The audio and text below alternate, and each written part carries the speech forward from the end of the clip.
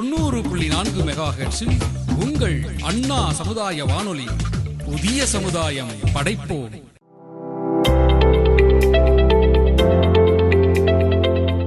வணக்கம் நேயர்களே, நீங்கள் கேட்டுக்கொண்டிருப்பது அண்ணா சமுதாய வானொலி 90.4 அலைவரிசை. இது இந்தியாவின் முதல் சமுதாய வானொலி. நீங்கள் கேட்க இருப்பது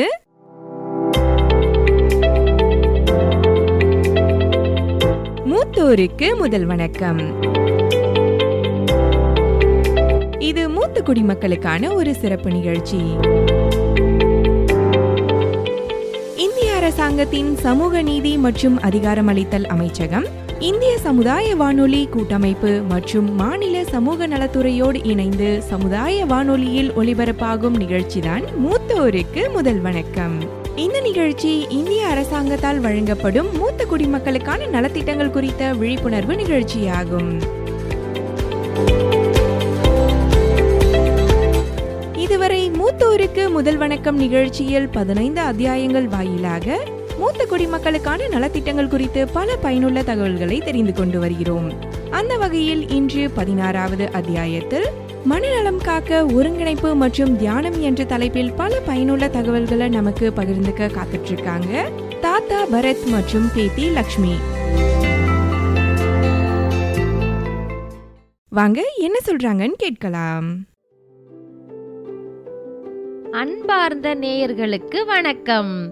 மூத்தோருக்கு முதல் வணக்கம் எனும் மூத்த குடிமக்களுக்கான பயனுள்ள நிகழ்ச்சியின் 16வது அத்தியாயத்திற்கு உங்கள் அனைவரையும் அன்போடு வரவேற்கிறோம். நான் தான் உங்கள் லக்ஷ்மி மற்றும் என்னோட தாத்தா பரத். இந்த பேத்தி தாத்தா ஜோடி மூத்தோருக்கு முதல் வணக்கம் நிகழ்ச்சியில இந்திய அரசாங்கத்தின் மூத்தோர்களுக்கான நலத்திட்டங்களை பற்றி விளக்கமா வழங்கிக்கிட்டு வரோம். இதன் மூலமா மூத்தோர்களுக்கு ஆரோக்கியம், நிதி உதவி, உரிமை, அது மட்டும் இல்லாம ஆதரவு பெற்று வாழ உறுதுணையா இருக்கும். சரியா சொன்னீங்க தாத்தா. இந்திய அரசாங்கத்தின் மூத்த குடிமக்களுக்கான நலத்திட்டங்கள் குறித்த நிகழ்ச்சி நமது சமுதாய வானொலியில ஒளிபரப்புறாங்க. இந்த நிகழ்ச்சி மூத்த குடிமக்களின் வாழ்வாதாரத்தை மேம்படுத்துவதற்கான நிகழ்ச்சி.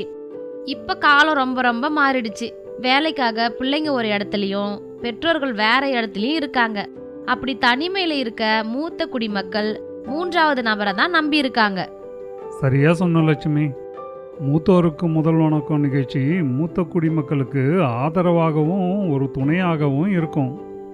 தாத்தா, மூத்தோருக்கு முதல் வணக்கம் நிகழ்ச்சியில இந்திய அமைச்சகத்தால் மூத்த குடிமக்களுக்கு கொண்டு வரப்பட்ட திட்டங்கள் பத்தி விளக்கமா பார்த்துட்டு வரோம். அது என்னன்னா, மூத்த குடிமக்கள் ஒருங்கிணைந்த திட்டம், மூத்தோருக்கான தேசிய உதவி மையம், பராமரிப்பாளர் பயிற்சி, சிறப்பு பொருளாதார மற்றும் வயோஸ்ரீ திட்டங்கள், கண் பிரச்சனைகளுக்கான தீர்வுகள் மற்றும் சரியான உணவு மற்றும் உணர்வு தொடர்பான நிபுணர் ஆலோசனைகள் வழங்கப்படுது. இது எல்லாமே நம்ம மூத்தோரோட நலனை மேம்படுத்துவதற்கு பெரும் உதவியா இருக்கு. அப்போ என் பேத்திக்கிட்ட இனிய நிகழ்ச்சியில நிறைய விஷயங்களை பத்தி நம்ம கேட்டு தெரிஞ்சுக்கலாம். ஆனா அதுக்கு முன்னாடி லட்சுமி, நேத்து உன் ஃப்ரெண்ட்ஸ் கூட ட்ரிப்பு போனியே, எப்படி இருந்தது? அதுவா தாத்தா, அதெல்லாம் அருமையா இருந்துச்சு. பழைய ஃப்ரெண்ட்ஸை பார்த்தது ஒரு தனி சந்தோஷம்தான். படம் பார்த்தோம், நைட்டு ஒன்னா உட்காந்து சாப்பிட்டோம், ரொம்ப நேரம் பேசிக்கிட்டு இருந்தோம். வாழ்க்கை எவ்வளோ பரபரப்பா இருந்தாலும் ஃப்ரெண்ட்ஸ் கூட நம்ம கொஞ்சம் நேரம் ஒதுக்கணும். எல்லாரும் வேலை வேலைன்னு இருந்தாலும் நாங்க எல்லாம் ஒன்னா இருந்தது திரும்பவும் பழைய நாட்களுக்கு போன மாதிரி இருந்துச்சு. எல்லா மன அழுத்தமும் குறைஞ்சிருச்சு. கரெக்டா சொன்னம்மா. ஆனா இப்ப எங்க யாருக்கும் நேரமும் இல்ல, பாசமும் இல்ல. எங்க காலத்துல நண்பர்கள் மற்றும் குடும்பத்தோட சந்தோஷமா இருந்தோம். அது ஒரு அழகிய காலம். இப்போ எங்க யாரை எது கேட்டாலும் எனக்கு நேரமே இல்லைன்றாங்க. அப்படியா தாத்தா? நீங்க அப்பெல்லாம் எப்படி நேரத்தை செலவழிப்பீங்க? லட்சுமி, அதை எங்க இருந்து ஆரம்பிக்கிறதுனே தெரியல. நாங்கெல்லாம் வேலைக்கு போயிட்டு வர்றப்ப பஸ்ஸில் இல்லை ட்ரெயினில் தான் வரணும். அப்போ எங்களுக்கு நிறைய நேரம் கிடைக்கும். அப்போ நாங்கள் பாட்டு பாடுறது, வார்த்தை விளையாட்டு விளையாடுறது, அப்புறம் பத்திரிகையில் நம்ம ஊர் செய்தி வந்துச்சுன்னா அதை பற்றியும் பேசுவோம். அது மட்டும் இல்லாமல் ஒரு சில நேரங்களில் எங்களோட கஷ்டங்களையும் நாங்கள் பேசிக்குவோம். அதனால் எங்கள் மனசும் அமைதியாயிடும், நிம்மதியாக சந்தோஷமாக இருப்போம். தாத்தா, உங்களுக்கு பஸ்ல ட்ரெயின்ல போறது ரொம்ப பிடிக்குமா? ஆமாம் லட்சுமி, அதெல்லாம் கொஞ்சம் காலம்தான். இப்போல்லாம் பஸ்ஸில் இருந்து எல்லாம் பைக்குக்கு மாறி, பைக்கில் இருந்து காருக்கு மாறிட்டாங்க. அதனால் மக்கள் கூட பேசுகிறதும் போயிடுச்சு, அவங்களோட சந்தோஷமும் குறைஞ்சிடுச்சு. அதுவும் உண்மைதான் தாத்தா. இப்போ எல்லா தொழில்நுட்பமும் இருந்தும் தூரம் அதிகமாக தான் இருக்கு. நம்ம கையிலேயே ஃபோன் இருக்கு, ஆனால் பேச நேரம் இல்லை. வீட்டில் கார் இருக்கு, ஆனால் ஒருத்தங்களை பார்க்க போகணுன்னா பல முறை தயங்க வேண்டியதாக இருக்கு தாத்தா. எங்கள் காலத்தில் எங்கள் சொந்தக்காரங்கெல்லாம் வீட்டுக்கு சொல்லாமல் கொள்ளாமல் வந்தாங்கன்னாக்கா நாங்கள் யாரும் தொந்தரவாகவும் நினச்சதில்ல, எங்களுக்கு கஷ்டமாகவும் இருந்ததில்லை. ஏன்னா அதித்தி தேவோ பவ அப்படின்னா விருந்தினர்கள் எங்கள் கடவுள்ன்றது வெறும் வார்த்தை மட்டும் இல்லை, அது எங்களுக்கு நம்பிக்கையாகவும் இருந்தது. சரியா சொன்னீங்க தாத்தா. இப்போ நமக்கு நெருக்கமானவங்களை கூட நேரா பார்க்காமலே இருக்கும். அதனால தனிமையும் மன அழுத்தமும் தான் அதிகமாகுது தாத்தா. உனக்கு ஒரு விஷயம் தெரியுமாம்மா லட்சுமி? காலையில் நேரத்தில் அந்த பார்க்கில் உட்காந்து வயசானவங்க கூட பேசிக்கிட்டு இருக்கப்ப எவ்வளோ சந்தோஷமாக இருக்கும் தெரியுமா? அந்த நேரமே போகிறது தெரியாது. ஆனால் அதுக்கப்புறம் வீட்டுக்கு வந்ததுக்கப்புறம் கூட யாருமே இல்லாமல், அதுவும் நமக்கு வேண்டியவங்க கூட இல்லைன்னா ரொம்பவே கஷ்டமாக இருக்கும். என்னதான் காசு பணம் இருந்தாலும் வசதி இருந்தாலும் நம்ம கூட பேசுறதுக்கு ஆள் இல்லைன்றப்ப ரொம்ப மன அழுத்தமாக ஆயிடும். தாத்தா, நீங்க சரியா சொன்னீங்க. தனிமை முதியவர்களுக்கு மன அழுத்தம் மட்டும் இல்லாம உடல் நலத்தையும் பாதிக்கும். எடுத்துக்காட்டா நோய் எதிர்ப்பு திறன் குறைவு, பசியின்மை, அப்புறம் உடல் உபாதைகளையும் உண்டாக்கும். ஆனா இதுக்கு ஒரு தீர்வு இருக்கு. அது நம்ம கலாச்சாரத்தோடையும் பழமையோடையும் இணைஞ்ச ஒண்ணு. ஓஹோ, நீ யோகா அப்புறம் மூச்சு பயிற்சியை பத்தி சொல்றியா? ஆமா தாத்தா. ஆனா அது மட்டும் இல்லாம தியானமும் இருக்கு. லட்சுமி, நம்ம கிட்ட பாரம்பரியமான பல பயனுள்ள விஷயங்கள் இருக்கு. ஆனா அதை நம்ம வாழ்க்கையில பயன்படுத்துறதுக்கு மறந்து போயிடுறோம். தாத்தா, உங்களுக்கு தெரியுமா, முதியவர்களின் உளவியல் அழுத்தம்னு சொல்ற டிப்ரெஷன் அவங்களோட உடல் நலத்தை பல வகையில பாதிக்கும். ஆனா இதுக்கு ஒரு நல்ல தீர்வும் இருக்கு. அது என்னன்னா, இந்திய அரசாங்கத்தின் சமூக நீதி மற்றும் அதிகாரமளித்தல் அமைச்சகம் இந்த நிலையில இருக்கிறவங்களுக்கு ஆதரவும் உதவியும் வழங்குறாங்க. பிள்ளைகள் வேலைக்காக வெளியூர்ல இருக்கிறது அல்லது வாழ்க்கை துணை மரணம், இது மாதிரி காரணத்தால வரும் தனிமை ரொம்ப கஷ்டமானது. அந்த சமயத்துல இந்த அமைச்சகம் அவங்களுக்கு சமூக சேவையாக இலவச ஆலோசனைகளை வழங்குறாங்க. என்னது ஆலோசனையா? அது எப்படி லட்சுமி மன அழுத்தத்தையும் தனிமையையும் போக்கும்? தாத்தா, நீங்க இப்படி கேப்பீங்கன்னு எனக்கு தெரியும். உங்க சந்தேகத்துக்கு தீர்வளிக்க தான் உளவியல் வல்லுனர் நம்ம நிகழ்ச்சிக்கு வந்திருக்காங்க. அவங்க என்ன சொல்றாங்கன்னு இப்போ நம்ம கேட்போமா?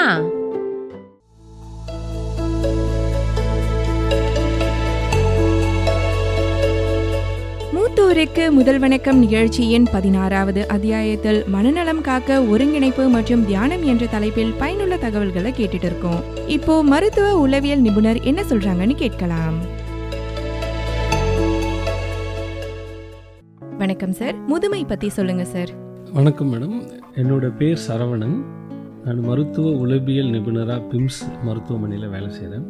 முதுமைன்றதை பற்றி ஒரு துறையில் இருக்கிறவங்க ஒரு மாதிரி சொல்லுவாங்க மேடம். நாங்கள் இந்த உளவியல் ரீதியாக சொல்லணும் அப்படின்னா 60 வயதுக்கு மேலே இருக்கிறவங்களுக்கு இந்த முதியவர்கள் அப்படின்ற மாதிரி, சில இடங்களில் பார்த்திங்கன்னா அவங்களோட ரிட்டையர்மெண்ட்டுக்கு அப்புறம் அப்படின்னு சொல்லுவாங்க. ஸோ முதுமை பருவம்ன்றது ஒரு மனிதர்களுடைய ஒரு முக்கியமான ஒரு பருவம். கிட்டத்தட்ட பார்க்க போனீங்கன்னா அந்த ஏஜில் அந்த குழந்தைகள் மாதிரி அவங்களோட வாழ்வில் இருக்கிற சில விஷயங்கள், மற்றவங்களை சார்ந்து இருக்கிறது, உடல் ரீதியான சில உதவிகள், மன ரீதியான சில விஷயங்கள். ஸோ இன்னொன்று, இப்போ இருக்கிற காலகட்டங்களில் பார்த்திங்கன்னா உலகம் முழுக்க இந்த முதியோர்கள் அப்படின்றவங்களுடைய ஒரு பாப்புலேஷன்ஸ் அது அதிகமாகிட்டு இருக்குது.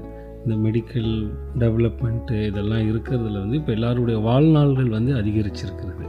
முதியவர்களுக்கு வரும் மன அழுத்தம் எதனால் வருது சார்? ஸோ இந்த முதியோர்களுக்கு வர மன அழுத்தங்கள் பலதரப்பட்ட காரணங்களாக இருக்கலாம். ஒன்று உடல் சம்பந்தமான பிரச்சனையினால் ஏற்படுற மன அழுத்தமாக இருக்கலாம், இல்லை குடும்பத்தில் இருக்கிற சில பிரச்சனைகள், இல்லை அவங்களுக்குமே இந்த மன அழுத்தத்துக்கான பிரச்சனைகள் கடந்த காலத்தில் இருந்திருக்கலாம். இந்த டிப்ரெஷன் அப்படின்னு சொல்லுவோம். சில பேருக்கு பார்த்திங்கன்னா இந்த சின்ன வயசில் அவங்களுக்கு இந்த டிப்ரெஷன் இருந்திருக்கலாம், ட்ரீட்மெண்ட் எடுத்துருக்கலாம். அது வயதான காலங்களில் அது வெளிப்படலாம். இன்னொன்று பார்த்திங்கன்னா இந்த வயதான காலங்களில் இந்த மன அழுத்தம்ன்றதுக்கான வாய்ப்புகள் நிறைய இருக்குது. இப்போ பார்த்திங்கன்னா சில பேர் அவங்க ரிட்டையர்மெண்ட் ஏஜுக்கு பிறகு நம்ம முதுமைன்றோம். அதுக்கு முன்னாடி பார்த்திங்கன்னா அவங்க வந்து ரொம்ப டெய்லி வேலை அது இதுன்னு ரொம்ப பிஸியாக இருந்திருப்பாங்க. ஒரு காலகட்டத்துக்கு பிறகு அவங்க வீட்டில் இருந்து மற்றவங்கள சார்ந்து இருக்கும்போது, அதுக்கு முன்னாடி அவங்களுடைய வேலையில் இருந்த பிஸி, இப்போ இருக்கிற சில விஷயங்கள் அதெல்லாம் பார்க்கும்போது நிறைய மாற்றங்கள் அவங்க வாழ்க்கையில் இருக்கலாம். அதனால இந்த மாதிரியான ஒரு முதுமையில் இந்த மன அழுத்தத்துக்கான வாய்ப்புகள் நிறையவே இருக்குது. இது சொல்கிறாங்க சில இடங்களில், சில வெளிநாட்டில் இருக்கிறவங்கலாம் வந்து பார்த்திங்கன்னா அவங்க முதுமை காலங்களில் ரொம்ப திட்டமிட்டு நம்ம ரிட்டையர்மெண்ட்டுக்கு அப்புறம் என்ன பண்ண போகிறோம், என்ன செய்ய போகிறோம், நம்ம லைஃப்பை எப்படி அமைச்சிக்க போகிறோம், அந்த மாதிரியான நிறைய ப்ராப்பரான திட்டம் போட்டு வச்சுக்கிறவங்களுக்கு இந்த மன அழுத்தங்கள், முதுமையில் ஏற்படுற மன அழுத்தங்கள் குறையிறதுக்கான வாய்ப்புகள் நிறைய இருக்குது.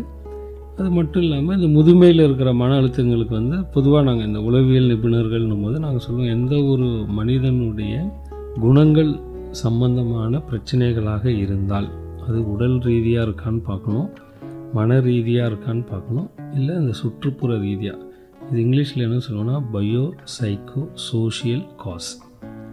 உடல் ரீதியான காரணம் அப்படின்னா என்னன்னு சொல்லலாம்னா இந்த விட்டமின் டி சத்து குறைபாடு அது ஒன்று சொல்லுவாங்க.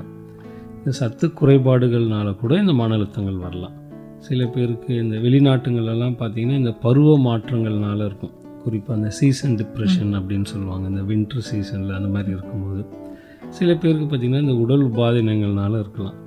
மன ரீதியாக என்னென்னா அவங்களுடைய குணாதிசயம், அவங்களுடைய ஆளுமைத்தன்மை இதெல்லாம் ஒரு காரணங்களாக இருக்கலாம். சுற்றுப்புறம்னா அவங்க இருக்கிற இடங்கள், அவங்க சொந்தம் பந்தம் பிள்ளைங்க, அவங்களுக்கு போதுமான ஒரு பாதுகாப்பு இல்லாதது, போதுமான அளவுக்கு ஒரு அணுகுமுறைகள் இல்லாதது, அவங்க தேவைகளை யாரும் பூர்த்தி செய்ய முடியாத ஒரு சூழ்நிலை, பொருளாதார ரீதியான சில விஷயங்கள், இதெல்லாம் ஒரு காரணமாக அவங்களுக்கு மன அழுத்தங்கள் அமையலாம். அந்த மன அழுத்தத்திலிருந்து அவங்கள எப்படி வெளிக்கொண்டு வருது சார்?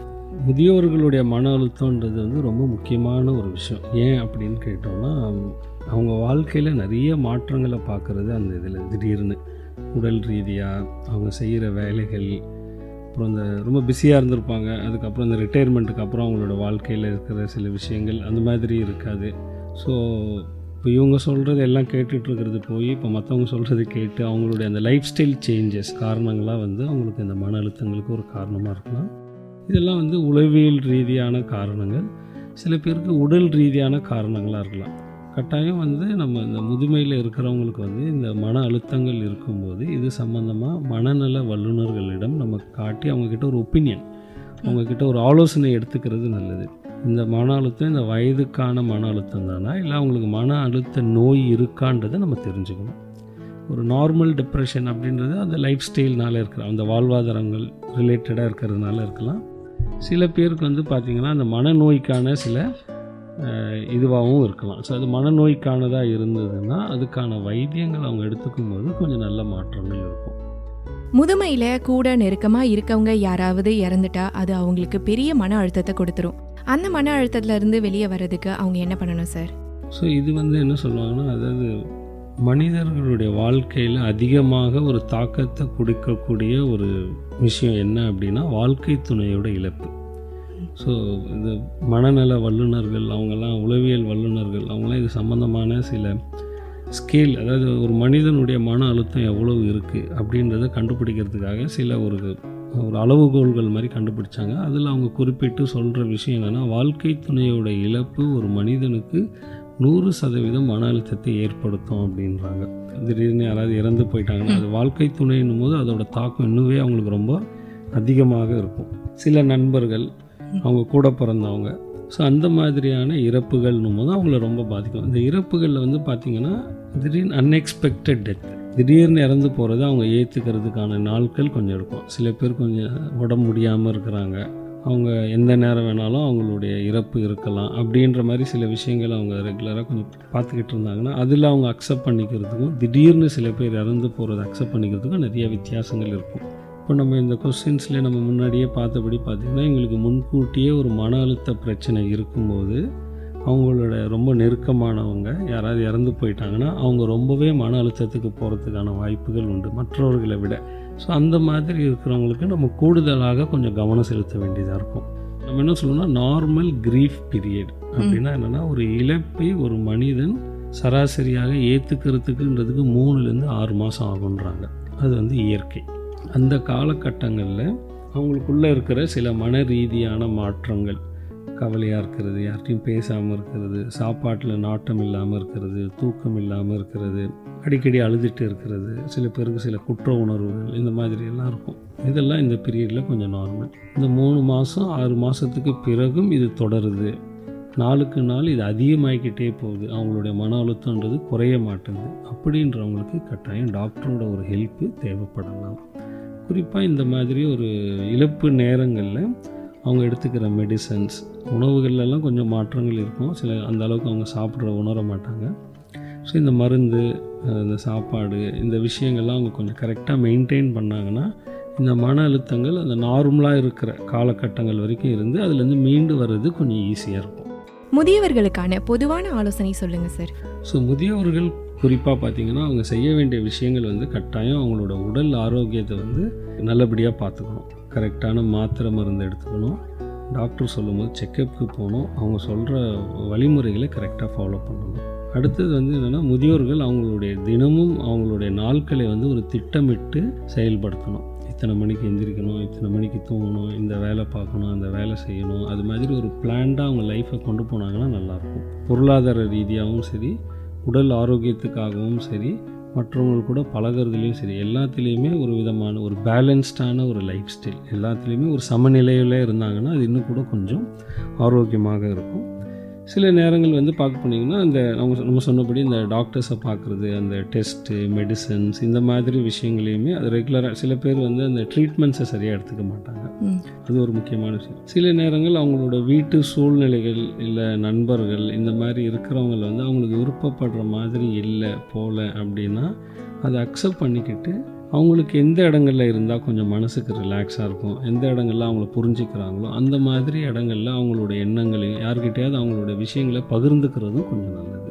முதியவர்களுக்கான மன அழுத்தம் மற்றும் அதை எப்படி சரி செய்யறதுன்னு ரொம்ப விளக்கமாக சொன்னீங்க சார். ரொம்ப நன்றி சார். நன்றி மேடம், தேங்க்யூ. தாத்தா, உளவியலாளர்கள் மக்களுக்கு மனசையும் உணர்ச்சி போராட்டத்தையும் ஜெயிக்க எப்படி உதவுறாங்கன்னு விளக்கமா தெரிஞ்சுக்கிட்டோம். சரிதான் லட்சுமி, வேற யாரும் நமக்கு இல்லாதப்ப இந்த மாதிரி வர்றவங்க தான் நமக்கு சிறப்பானவங்க. ஆமா தாத்தா, வயசானவங்க தனிமையில கஷ்டப்படுறத நம்ம எவ்வளோ நியூஸ்ல பாக்குறோம். அது அவங்க உடலை மட்டும் இல்லாம மனசையும் ரொம்பவே பாதிக்கும். லட்சுமி, என் நண்பன் நரேஷை உனக்கு ஞாபகம் இருக்கா என்னன்னு தெரியல. கொஞ்ச நாளைக்கு முன்னாடி இதயத்தில் அறுவை சிகிச்சை பண்ணியிருந்தாங்க. அது அவனுக்கு கொஞ்சம் சரியாகிக்கிட்டே இருந்தது. ஆனால் அதுக்குள்ளே அவங்க பசங்களுக்கு வெளிநாட்டில் வேலை கிடைச்சி வெளியூருக்கு போயிட்டாங்க. அவன் வீட்டில் தனிமையில் இருந்ததுனால அவனுக்கு மன அழுத்தம் அதிகமாகி அவன் உடம்ப ஒழுங்காக கவனிச்சிக்காம விட்டுட்டான். அவனுக்கு பசி இல்லாமல் போய் சாப்பாடும் ஒழுங்காக சாப்பிடாம விட்டுட்டான். அதனால் அவனுக்கு மேலும் உடம்பு ரொம்ப சரியில்லாமல் ஆயிடுச்சு. ஆனால் அப்போவே இந்த மாதிரி திட்டம்னு ஒன்று இருந்தது தெரிஞ்சிருந்தா அவனுக்கு சொல்லி சீக்கிரமாகவே குணமடைய வச்சிருக்கலாம்.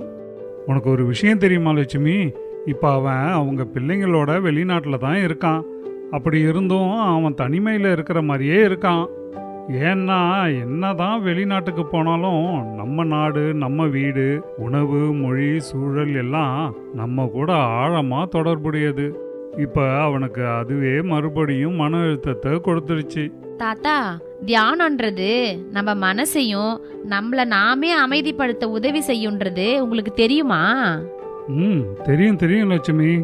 சரியான தியான பயிற்சி மூலம் நம்ம மனதை ஆரோக்கியமாக திடப்படுத்திட்டோம்னா அதுக்கப்புறம் நம்ம கவலை இல்லாமல் மகிழ்ச்சியாக இருக்கலாம். அது மட்டும் இல்லாமல் 60 வயசு ஆனாலே யோகா பயிற்சி, தியானம் பயிற்சி இதெல்லாம் செஞ்சோம்னா மனசு அமைதியாகவும் ஆரோக்கியமாகவும் இருக்க முடியும். அருமையா சொன்னீங்க தாத்தா. நீங்க சொல்றது அற்புதமான விஷயம். லட்சுமி, தியானமும் யோகாவும் நம்ம வாழ்க்கைய சரியான திசையில கவனத்தை செலுத்துறதுக்கு ரொம்பவே உதவும். வயசுன்றது ஒரு பிரச்சனையே இல்லை. எந்த வயசானாலும் யோகாவும் தியானமும் செஞ்சுக்கிட்டு வந்தாங்கன்னா அவங்க வாழ்க்கை சிறப்பாக இருக்கிறதோட ஆரோக்கியமாகவும் இருப்பாங்க. தாத்தா, யோகா மற்றும் தியானத்தை பத்தி நமக்கு சொல்றதுக்கு வல்லுனர் ஒருத்தவங்க வந்திருக்காங்க. வாங்க என்ன சொல்றாங்கன்னு கேட்கலாம்.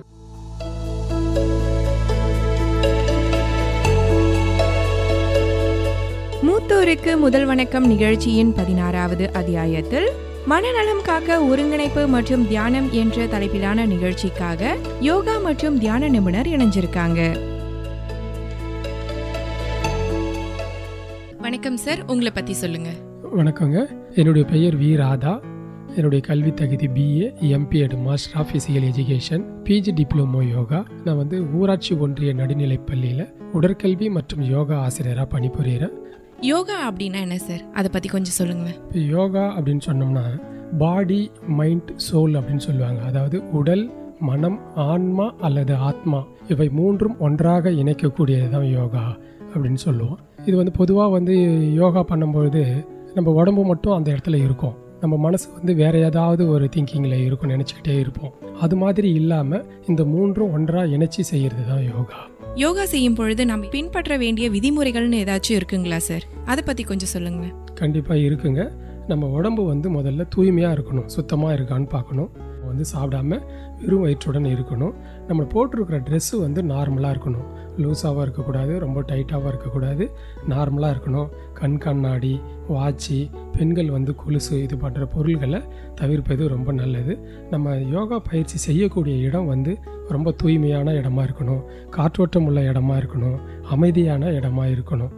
அதுக்கு பிறகு யோகா மேட்டு போட்டு நம்ம யோகா செய்யணும். அப்படி பண்ணுற வசதி இல்லாதவங்களாம் நம்ம வீட்டில் பயன்படுத்துகிற பாய், பெட்ஷீட்டு இது மாதிரி அதை போட்டு அது மேலே நம்ம அமர்ந்து யோகா பயிற்சி மேற்கொள்வது நல்லது. யோகாசனம் மனநலத்திற்கும் உடல் நலத்திற்கும் என்ன மாதிரியான பயன்களை தரும் சார்? இப்போ 3 முதல் 6 மாதங்கள் தொடர்ச்சியாக யோகா பயிற்சியை நம்ம செய்யும் பொழுது 3 விதமான மாற்றங்கள் நம்ம உடம்புல ஏற்படுது. ஒன்று உடல் ரீதியான மாற்றங்கள். நம்ம யோகா பயிற்சியை மேற்கொள்ளும் போது உடல் ரீதியான மாற்றங்கள் என்னென்ன ஏற்படுதுன்னா, இப்போ ஓவர் வெயிட்னு சொல்லுவாங்க, குண்டாக இருப்பாங்க, அவங்க படிப்படியாக வெயிட்டு குறைய ஆரம்பிக்கும். அதற்கு பிறகு நோய் எதிர்ப்பு திறன் நம்ம உடம்புல அதிகமாகும், ரொம்ப சுறுசுறுப்பாக இருப்போம், உடல் வலிமை அதிகரிக்கும், நல்லா தூக்கம் வரும், இதய செயல்திறன் ரொம்ப அதிகரிக்கும். இது போன மாற்றங்கள் எல்லாம் உடல் ரீதியான மாற்றங்கள் ஏற்படும்.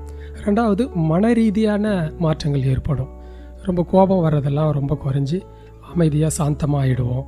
நல்லது எது கெட்டது எதுன்னு சிந்திக்கும் திறன் அதிகரிக்கும். விட்டு கொடுக்கும் மனப்பான்மை நமக்கு கிடைக்கும். மன வலிமை அதிகரிக்கும். எதையும் நம்மளால் சாதிக்க முடியும் அப்படின்ற ஒரு மன வலிமை அதிகரிக்கும். மூன்றாவது பார்த்திங்கன்னா உடல் ரீதியான வேதியியல் மாற்றங்கள் ஏற்படும். என்னென்ன வேதியியல் மாற்றங்கள், நம்ம உடம்புல இருக்கிற இன்டர்னல் ஆர்கன் சொல்லக்கூடிய உள்ளுறுப்புகள், கணையம், கல்லீரல், நுரையீரல், இதயம், மூளை, குடல், இந்த நாளமில்லா சுரப்பிகள்னு சொல்கிற தைராய்டு, இது எல்லாமே நல்லா வேலை செய்ய ஆரம்பிக்கும். இரத்தத்தின் சர்க்கரை அளவும் உப்புனுடைய அளவும் குறையும். கொழுப்பு சத்து குறைய ஆரம்பிக்கும். ஹீமோகுளோபின் ரொம்ப அதிகமாக ஆகும். இதெல்லாம் நம்மளுக்கு ஏற்படுறதுனால தூய்மை, சந்தோஷம், நினைப்பதை அடைதல், நம்மை பற்றி நாமே தெரிந்து கொள்ளுதல், நம்மக்கிட்ட என்ன ப்ளஸ் இருக்குது என்ன மைனஸ் இருக்குதுன்னு நாமளே தெரிஞ்சு கொள்ளுதல். ஜென்ரலாக சொல்லப்போனால் என்ன பயன் அப்படின்னு சொன்னான்னா, உடம்புல வளையும் தன்மை ஏற்படும், எலும்புகள், நரம்புகள், தசைகள்லாம் பலமாகும், இரத்த ஓட்டங்கள் சீராக இயங்கும், நினைவாற்றல் அதிகரிக்கும், இப்படின்னு நிறைய சொல்லிட்டு போனோம். ஆனால் முறைப்படி நம்ம சொல்லணும்னா 3 விதமான மாற்றங்கள். ஒன்று உடல் ரீதியான மாற்றங்கள், மன ரீதியான மாற்றங்கள், உடல் ரீதியான வேதியியல் மாற்றங்கள். இந்த 3 மாற்றம் நிகழும்பொழுது உடல் முழுமையாக நம்மளுக்கு குணமாகும்.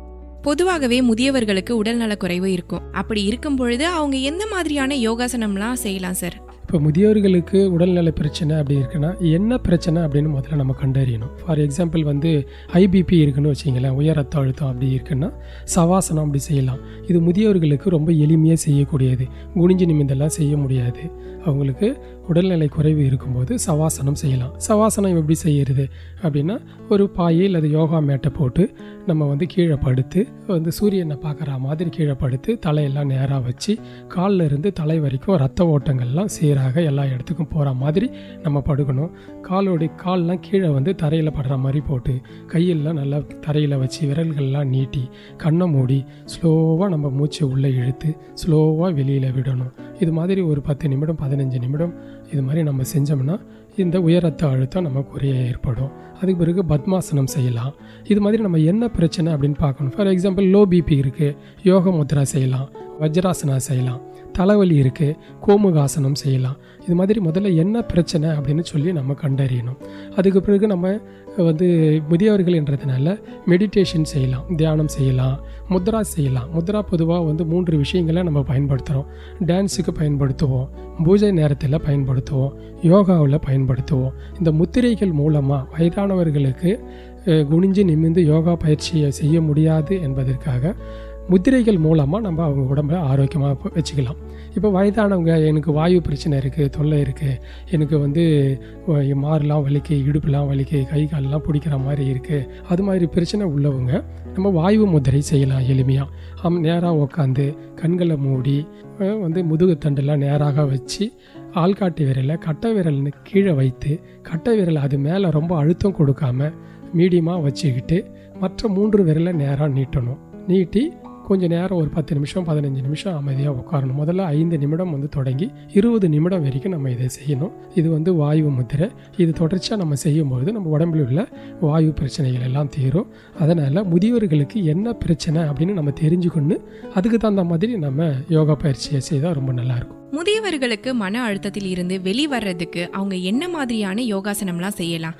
இன்றைக்கு ரொம்ப முக்கியமான கேள்வி இருக்கிற சூழ்நிலையில் இன்றைக்கு உடல் நோய்க்கு சரிசமமாக உளவியல் நோய் இன்றைக்கு அதிகரிச்சிட்டு இருக்கு.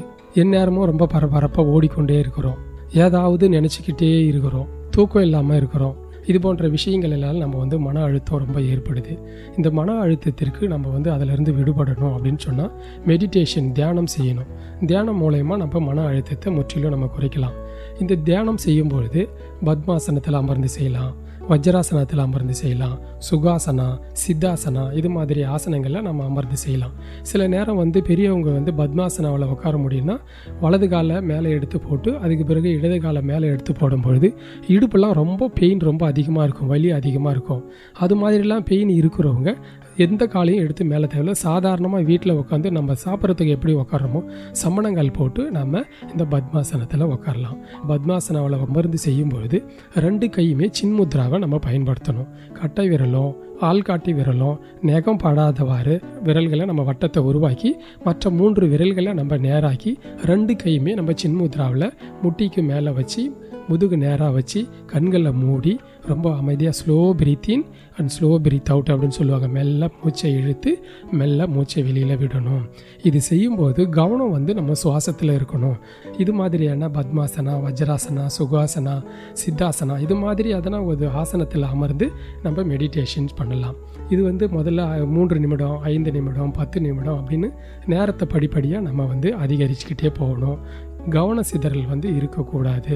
இது மாதிரி ஒரு பயிற்சியை நம்ம செஞ்சோம்னா இந்த மன அழுத்தத்திலிருந்து நம்ம விடுபடலாம். யோகா குறித்து பல பயனுள்ள தகவல்களை வழங்கியதற்கு ரொம்ப நன்றி சார். நன்றிங்கம்மா. தாத்தா, யோகாவும் தியானமும் வாழ்க்கைய சரியான பாதையில வச்சுக்க எவ்வளவு முக்கியம்னு பாத்தீங்களா? நம்ம மனசும் எண்ணமும் அமைதியா இருந்தாலே நம்ம வாழ்க்கை சிறப்பா இருக்கும். சூப்பர் லட்சுமி, வர வர தத்துவ ஞானி போலயே பேசுற நீ. பரவாயில்ல, என் பேத்தி பெரிய பேச்சாளர் ஆயிட்டான்னு நினைக்கிறேன். தேங்க்ஸ் தாத்தா.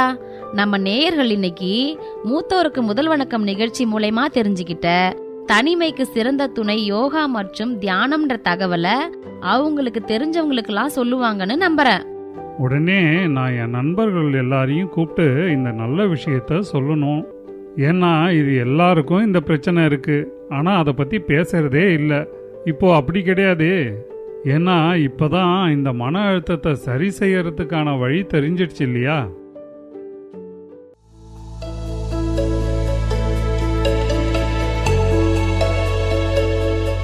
மூத்தோருக்கு முதல் வணக்கம் நிகழ்ச்சியின் 16வது அத்தியாயத்தில் மனநலம் காக்க ஒருங்கிணைப்பு மற்றும் தியானம் என்ற நிகழ்ச்சிக்காக யோகா மற்றும் தியானத்தால் தங்களின் வாழ்க்கையை எப்படி மேம்பட்டது என்பது குறித்த பொதுமக்களின் அனுபவங்களை கேட்கலாம். வணக்கம், ஷியாம்லா பேசுகிறேங்க. எனக்கு 2 பிள்ளைங்க, எங்கள் வீட்டுக்கார் இறந்துட்டாரு.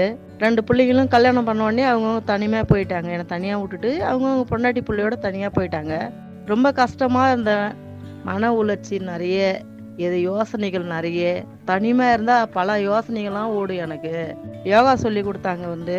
அந்த யோகா பண்ண பிறகு காலையில் எழுந்து யோகா பண்ணுவேன். எனக்கு உடம்பு இப்போ தான் ஃப்ரீயாக இருக்கிற மாதிரி இருக்குது. டெய்லியும் பண்ணுறதுனால எனக்கு கொஞ்சம் இப்போ மன உணர்ச்சி நல்லா இருக்குது. ஆரோக்கியமாக இருக்குது என் உடம்பு. மகிழ்ச்சியாகவும் இருக்குது. நன்றி, வணக்கம்.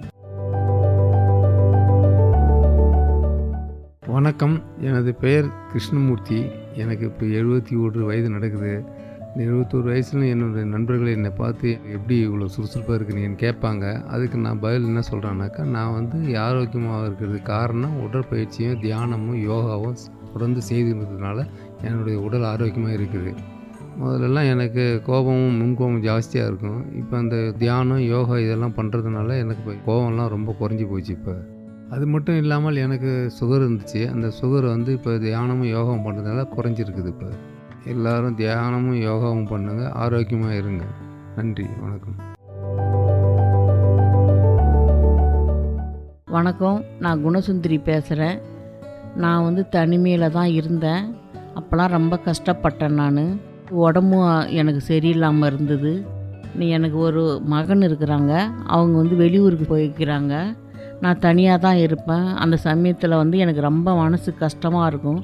உடம்புலாம் ரொம்ப சரியில்லாமல் இருந்தது. அப்போ வந்து இந்த வானொலி நிலையத்திலேருந்து வந்து யோகாவும் தியானமும் சொல்லி கொடுத்தாங்க. அதையும் நான் கொஞ்சம் கொஞ்சமாக கற்றுக்கின்னு நானும் அதை டெய்லி நான் செய்ய ஆரம்பித்தேன். அது எனக்கு ரொம்ப பயனுள்ளதாக இருந்தது.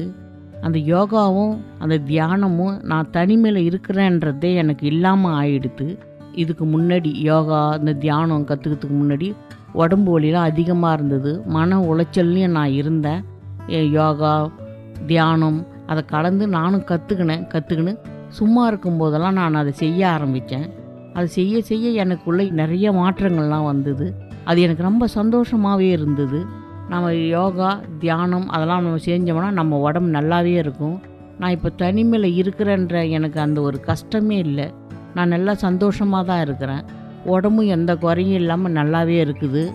இதுக்கெல்லாம் காரணமே யோகாவும் தியானமும் தான். இதை வந்து சொல்லி கொடுத்த அந்த வானொலி நிலையத்துக்கு என்னுடைய மனமார்ந்த நன்றியை தெரிவிச்சுக்கிறேன். நன்றி, வணக்கம். வணக்கம்மா, என் பேர் கலைவாணி. முதல்லாம் எனக்கு ரொம்ப இடுப்பு வலிக்கும். என் வேலையை என்னாலே செய்ய முடியாது. மற்றவங்களுடைய உதவி எனக்கு தேவைப்படும். அப்போல்லாம் வந்து நம்ம வந்து மற்றவங்களுக்கு கஷ்டமாக இருக்கிறோமோன்ற மாதிரி ஒரு மாதிரி நினைப்பேன். இப்போ வந்து யோகா செய்கிறதுனால என் வேலையை நானே செஞ்சுக்கிறேன். ஒரு பாத்ரூம் போகிறதுனாலும் ஒரு குளிக்கிறதுனாலும் எழுந்து நானே செஞ்சுக்கிறேன். இப்போ நான் வந்து ரொம்ப மகிழ்ச்சியாக இருக்கிறேன். இதுக்கு காரணம் வந்து யோகாவும் தியானமும் தான். ரொம்ப நன்றிம்மா. தாத்தா, முதியவர்கள் அவங்களோட அனுபவத்தை பத்தி சொன்னதை கேட்டோம். இப்போ அவங்களுக்கான அரசு திட்டங்களை பத்தி சொல்லலாமா? சரி, உங்களுக்கு அந்த அரசு திட்டம்லாம் ஞாபகம் இருக்கா? ஆமாம், எனக்கு நல்லா ஞாபகம் இருக்கு. மூத்தவர்களுக்கான ஒருங்கிணைந்த திட்டம், அதாவது IPSRC. இந்த முயற்சி மூத்தவர்களின் சமூக உடல்நிலை மற்றும் மனநிலைகளின் தேவைகளை பூர்த்தி செய்யும் ஒரு முழுமையான அணுகுமுறையை கொண்டுள்ளது. இது உடல்நல சேவைகள், பொழுதுபோக்கு நடவடிக்கைகள் மற்றும் சமூக ஒத்துழைப்பை ஊக்குவித்து முதியோர்களுக்கு ஒரு நிறைவான வாழ்க்கையை உறுதி செய்ய உதவுகிறது.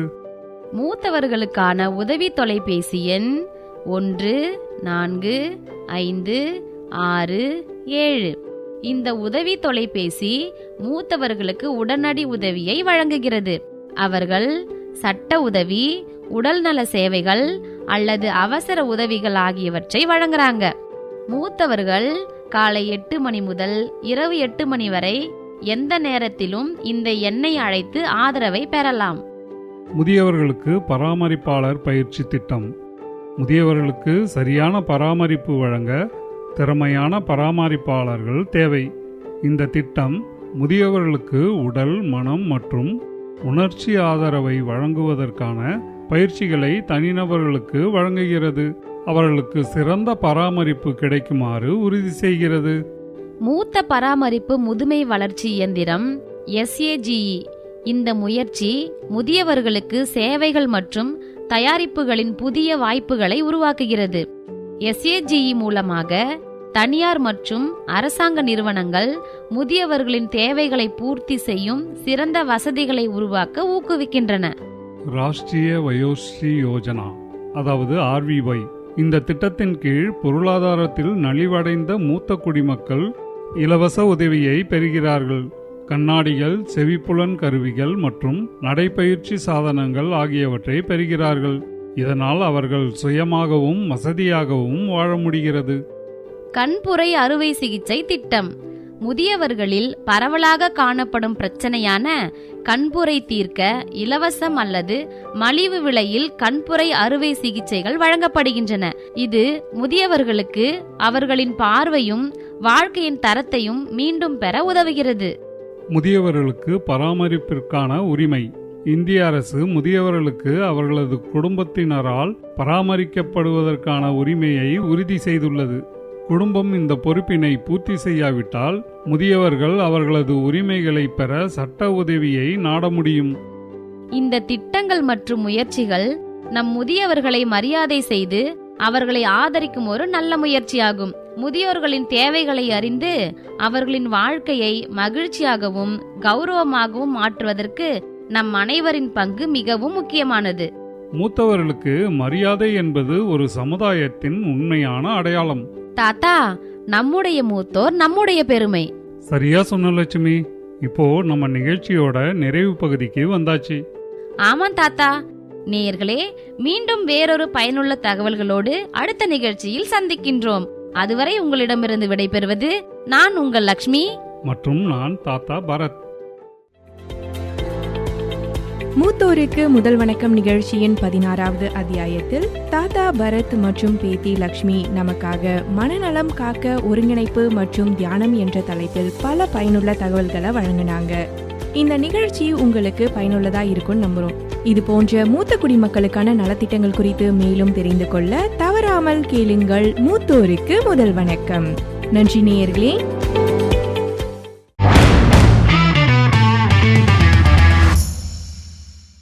நேயர்களே, இதுவரை நீங்கள் கேட்டது மத்திய அரசின் சமூக நீதி மற்றும் அதிகாரமளித்தல் அமைச்சகம், தமிழக அரசின் சமூக நலத்துறை, இந்திய சமுதாய வானொலி கூட்டமைப்பு மற்றும் நமது அண்ணா சமுதாய வானொலியுடன் இணைந்து வழங்கிய மூத்தோருக்கு முதல் வணக்கம்.